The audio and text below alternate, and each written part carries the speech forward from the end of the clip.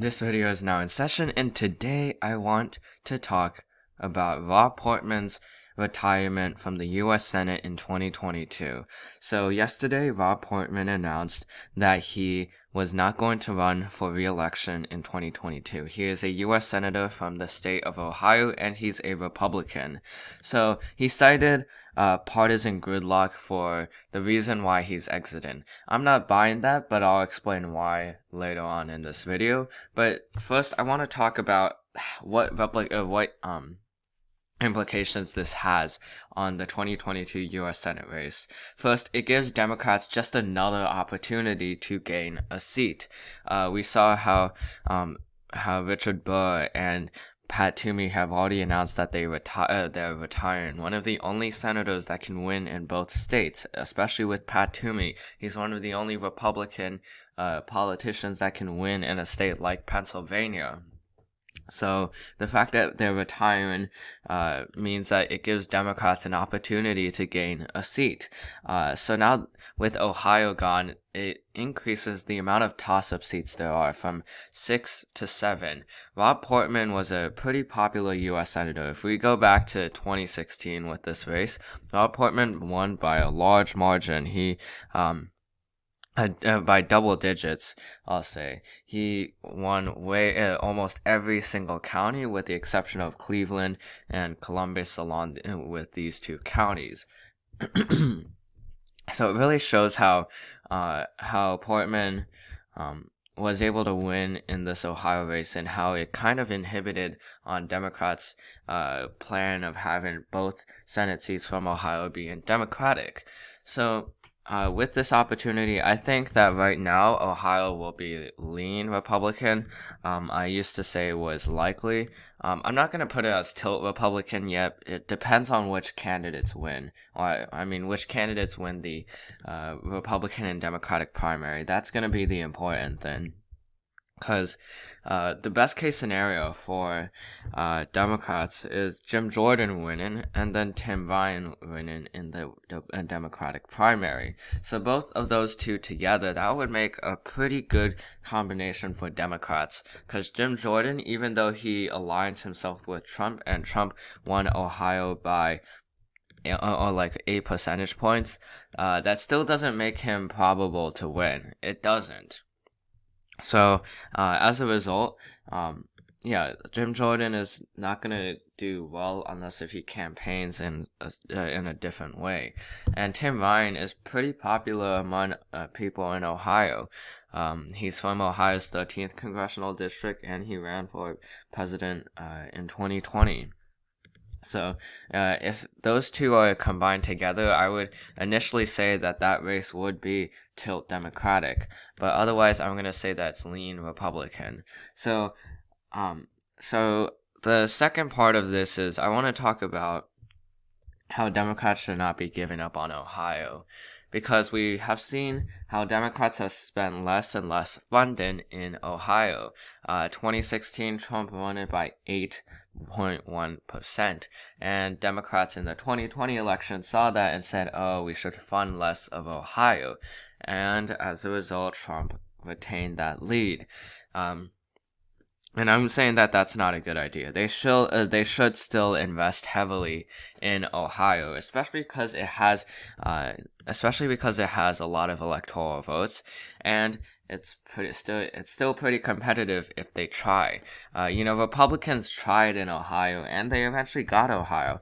If we look at 2008, Obama was able to flip it from 2.1 to 4.6%, but Republicans didn't give up. Republicans still kept on going, and between 2012 and 2016 it flipped from 3 to 8.1%.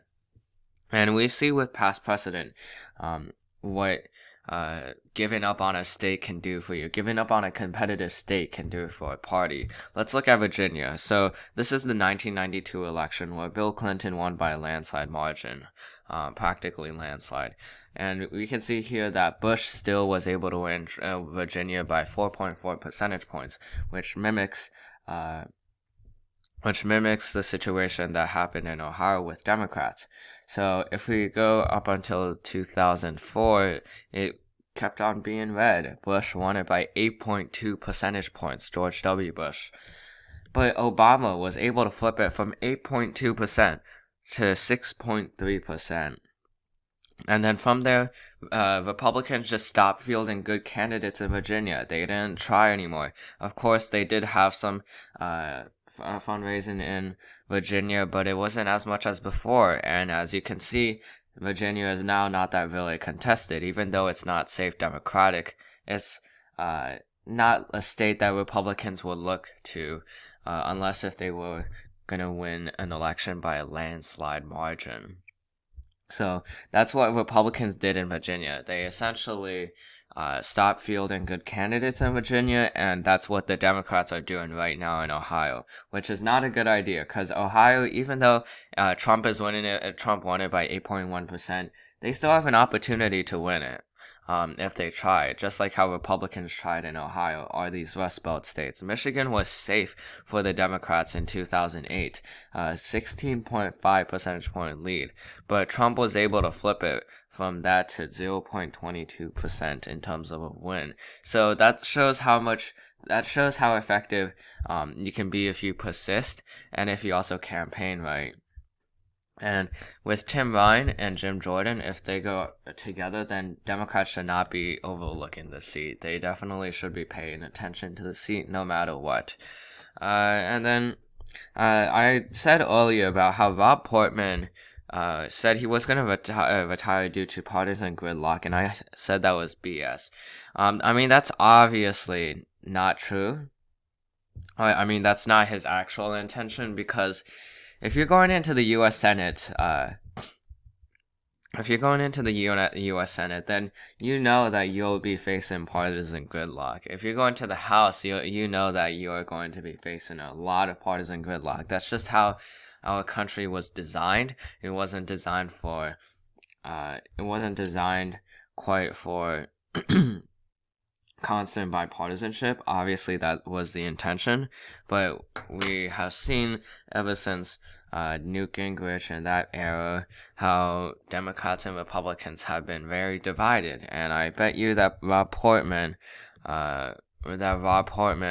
was in the U.S. Senate after bipartisanship was still a thing. So if we keep going back, 2010. So I mean, obviously 2010 was definitely an election about needing a partisan gridlock for Democrats, and Rob Portman rode on that train. So obviously it's not because of partisan gridlock. What it is more about is his frustration with the Republican Party, and this reflects the same thing with Pat Toomey and Richard Burr. Both of these senators, I mean, Pat Toomey, he's at the age where he can retire, but he definitely doesn't need to retire right now. That said, Donald Trump and with the Republican Party definitely shifted that or sped that up because all three of those senators are somewhat disappointed with how the Republican Party is turning out to be. They want a more kind of moderate version of the Republican Party, yet the Republicans are becoming more and more Trumpian. They champion more of Trump and his policies instead of more moderate policies. So as a result, you see people like Rob Portman or Pat Toomey who retire in retaliation. So overall, Democrats should be happy with this, and I mean, this is already going very well for Democrats for the 2022 U.S. Senate. I said in the Arizona video that if several things happen to these Republican incumbent senators, then Democrats have a good chance. I said that if Chris Sununu is not running in New Hampshire, then it's not going to be too competitive. That still may be the case because he technically is not term limited as the Republican New Hampshire governor in 2022. Pat Toomey said he was going to retire, so that's already good for Democrats. So is Richard Burr. Doug Ducey already said that he's not gonna run for election in 2022. Rob Portman could be retiring. Rob Portman is retiring. I mean, Ron Johnson of Wisconsin. He said he would retire before backtracking that he still could retire. And that would be good for Democrats. If that would happen, I would actually place the seat as tilt Democratic or tilt Republican. Chuck Grassley could be retiring. And while that's not completely, that doesn't mean, Iowa is probably the least likely out of these competitive states to be Democratic, even if the incumbent retires. But if Chuck Grassley retires, that just gives Democrats another way to divert Republicans' funding. So that they have to fund more of Iowa rather than states like Pennsylvania. And then if Ivanka Trump is able to win in the Florida primary, which, it kind of isn't totally out of the question, then that's good for Democrats. If Laura Trump is able to win in the North Carolina primary, that is good for Democrats. So these are all if situations, but the fact that I'm bringing a lot of these if situations up with past precedent and with what people are saying shows that for Democrats, a lot of things are currently going right for them. So the only thing that's stopping Democrats from gaining seats in the Senate is if they don't do any work or if they're not able to get anything passed through the U.S. Senate because of the filibuster, or because Democrats are incompetent like they were in the 2020 U.S. Senate election, where they were supposed to win in Maine and North Carolina by lean margins, but they still lost. So that's all I have to say for this video. I hope you liked it, and I'll see you in the next one.